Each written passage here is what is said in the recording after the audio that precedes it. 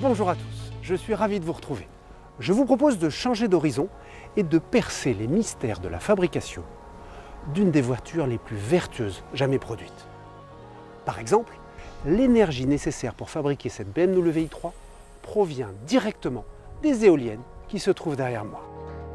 Découvrons ensemble comment cette voiture a été pensée selon la démarche circulaire de BMW. Bienvenue dans BMW Inside.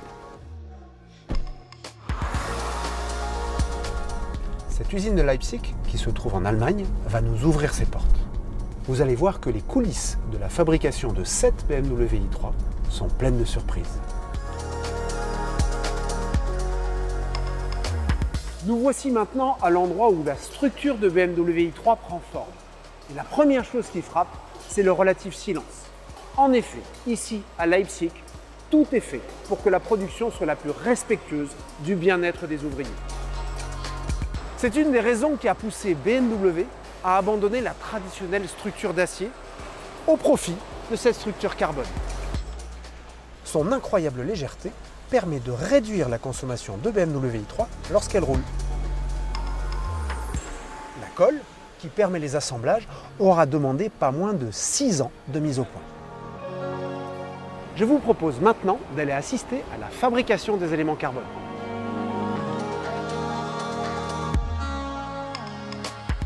À partir de ce fil de carbone, on obtient cette pièce après tissage.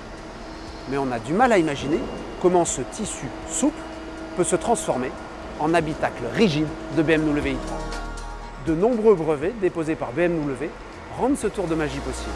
D'abord, le tissu est mis en forme à haute température. Puis, il est découpé à la forme exacte par 2 robots. Une fois dans son moule et sous très haute pression, une injection de résine fiche définitivement sa forme. Pendant que la construction des structures carbone continue, sur une autre ligne de production et en musique, un nouveau châssis vient s'associer à sa batterie.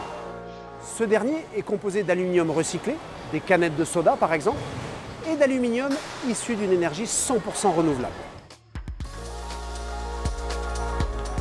Nous assistons à un moment crucial pour cette future BMW i3 puisqu'elle va recevoir son moteur. C'est aussi grâce à lui que son bilan CO2 est si bon. La planche de bord de cette BMW i3 est réalisée comme les garnitures d'une porte en fibre végétale. Cela limite d'autant l'usage de plastique à bord. Ici, même les déplacements à l'intérieur de l'usine ont été repensés. Ce véhicule, par exemple, fonctionne à l'hydrogène, ce qui améliore encore le bilan CO2 de cette usine. À la jonction des 2 lignes de production, nous assistons à ce qui s'appelle ici le mariage. Une structure carbone vient de rejoindre son châssis pour la vie. Cette BMW i3 est prête à rejoindre la route et on doit sa production à de l'énergie éolienne.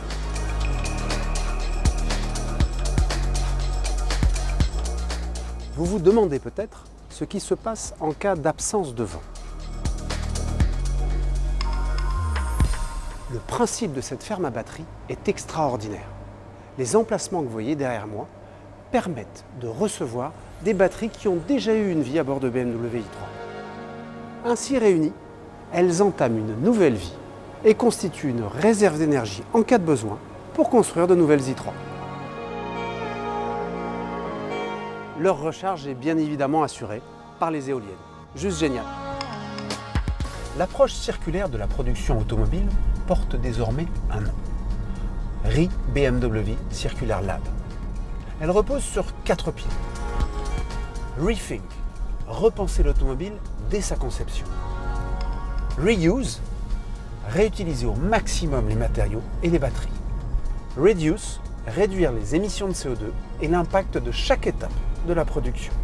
Et enfin, Recycle, recycler pour donner une seconde vie aux matériaux. Alors oui, le plaisir de conduire peut être vertueux. Cela le rend encore plus intense. À très bientôt dans un nouveau numéro de BMW Inside.